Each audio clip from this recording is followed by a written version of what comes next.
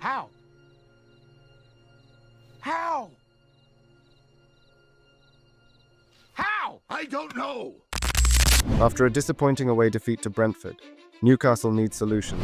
The main problem that we have right now is we've got a problem.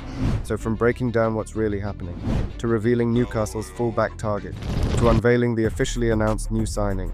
As per, join us as we'll break it all down and discuss the latest Newcastle United transfer news. Let's go. So Newcastle United head into the final international break of 2025, sitting just 2 points above the relegation zone after a 3-1 defeat to Brentford. A result that deepened the gloom surrounding a side that once seemed destined for greatness. The Magpies took the lead through a moment of individual brilliance from Harvey Barnes. But what followed was alarmingly familiar. A bright start, a loss of control, and a collapse that felt inevitable.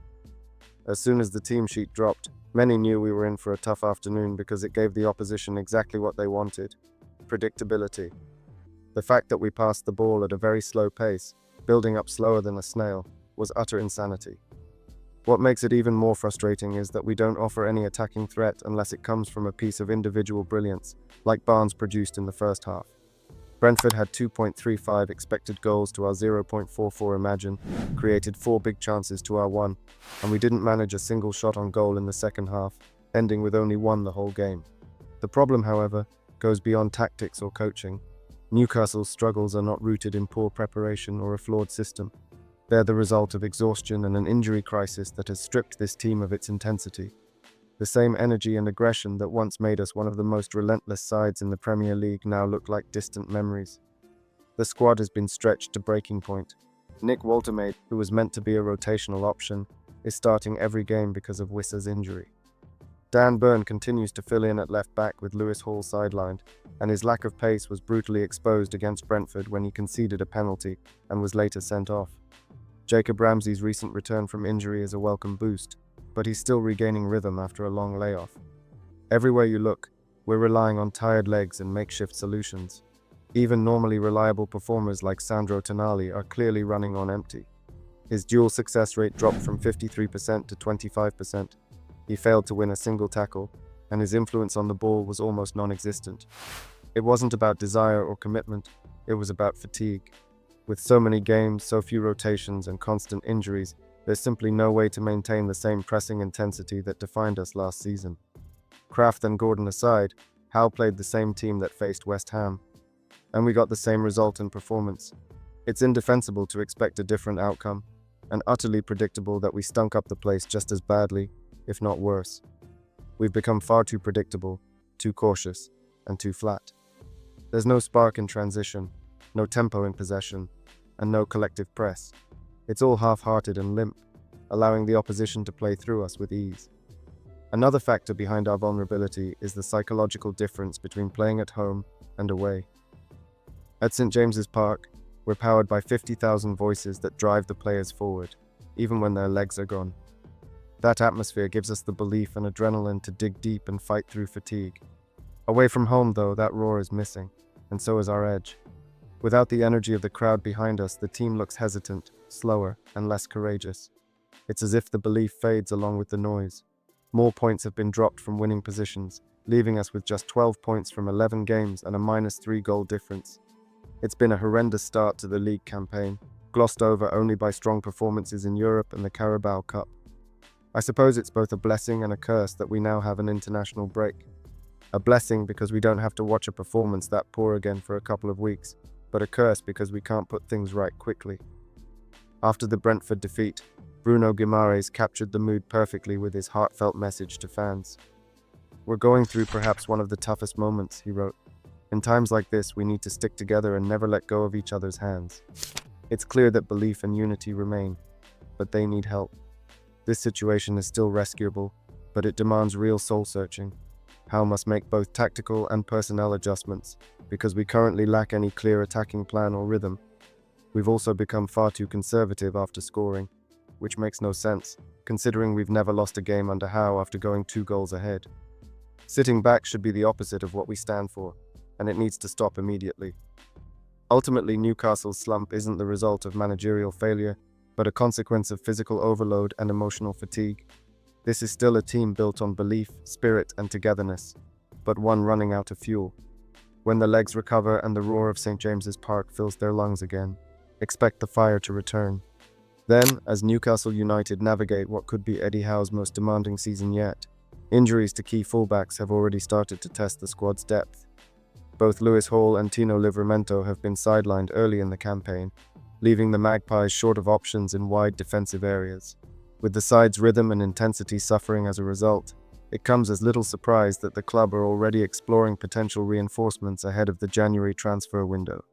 According to reports from Spain, Newcastle are among several clubs showing serious interest in Óscar Mingueza, the 26-year-old right-back currently plying his trade at Celta Vigo.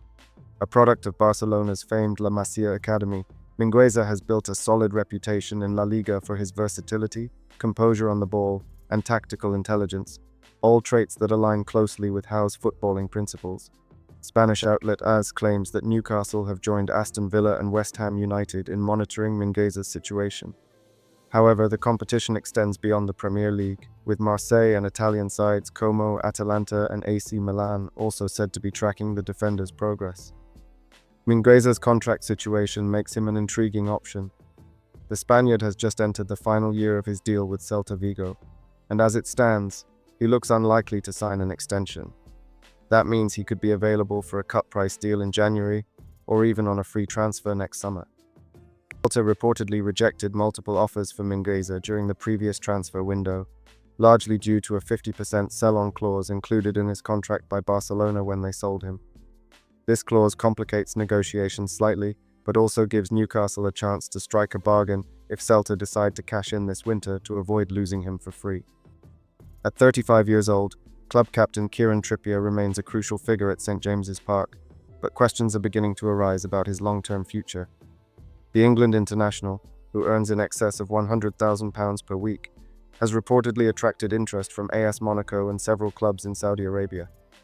With Trippier nearing the twilight of his career, and Emil Kraft also linked with a move to Copenhagen as his contract runs down, Newcastle's need for another right-back option is becoming increasingly clear.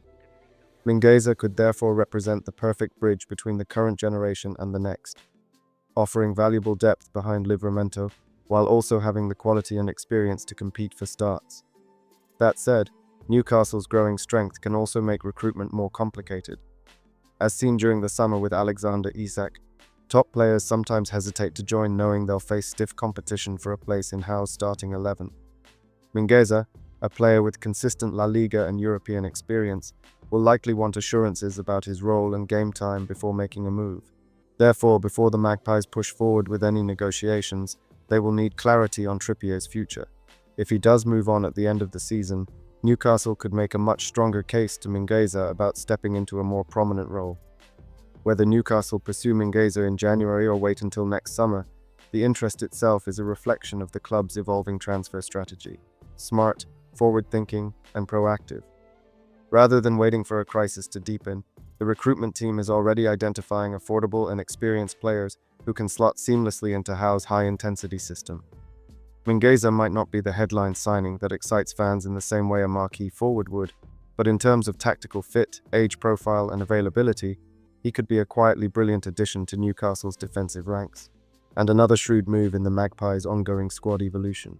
However, in a sealed deal, Newcastle United have officially confirmed the signing of 15-year-old defender Josh Kenchington from Barnsley, adding another promising name to their academy ranks. The England youth international becomes the first signing under new sporting director Ross Wilson, marking the start of what looks to be an exciting new era of youth recruitment on Tyneside. The deal, reportedly worth over £350,000, had been in the works since the summer, even before Wilson's appointment. Despite competition from Manchester United, Tottenham Hotspur and Brighton Newcastle moved decisively to secure the highly rated teenager's signature, a sign of their growing reputation as one of the most attractive destinations for young talent in England. Kenchington arrives with glowing reviews from those who have seen him develop at Barnsley. Many have drawn comparisons between him and fellow Barnsley Academy graduate John Stones, who went on to become one of England's finest modern centre-backs. Like Stones, Kenchington is admired for his ball-playing ability, calmness under pressure, and maturity beyond his years, traits that fit perfectly into Eddie Howe's footballing philosophy.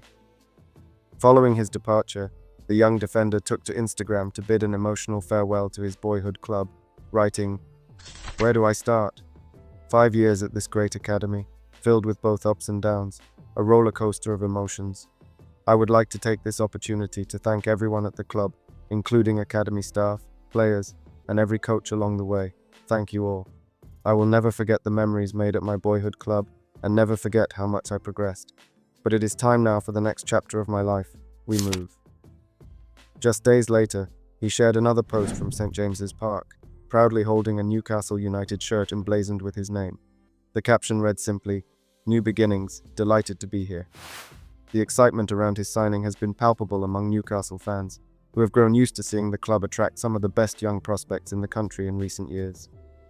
One of the biggest reasons behind Newcastle's growing pull for emerging talents like Kenchington is the clear pathway from academy to first-team football that Eddie Howe has established. Unlike many Premier League clubs where youth players struggle to break through, Howe has made it a priority to integrate academy prospects into senior training sessions and, when ready, into competitive matchday squads. A shining example of this approach is Lewis Miley, who, at just 19 years old, already boasts over 50 first-team appearances for Newcastle. His rise has inspired belief among the club's young ranks that opportunity is genuinely within reach. Similarly, players such as Leo Shahar and Sean Neve, both only 18, have trained with the first team and been named on the bench in recent fixtures. Meanwhile, 16-year-old midfielder Sam Alabai was recently spotted sitting alongside Howe and Ross Wilson during a first-team session at Darsley Park, a clear sign that the club continues to monitor and nurture its brightest youth prospects closely. As Howe said last season, absolutely, the pathway is there for all the players in the various age groups beneath the first team. The signing of Josh Kenchington isn't just about strengthening the academy, it's a reflection of Newcastle United's long-term vision. The club is clearly building for sustained success, not just through marquee first-team signings, but by investing heavily in future stars who could one day wear the black and white shirt at St. James's Park. With Howe's track record of developing young players and Wilson's reputation for smart, sustainable recruitment, Kenchington's move to Newcastle feels like the perfect next step, both for the player and for the club's ever-growing footballing project. And finally, did you know that Newcastle recently submitted a massive €70 million bid to sign a huge star? If you'd like to know more about it, click the video link on screen now.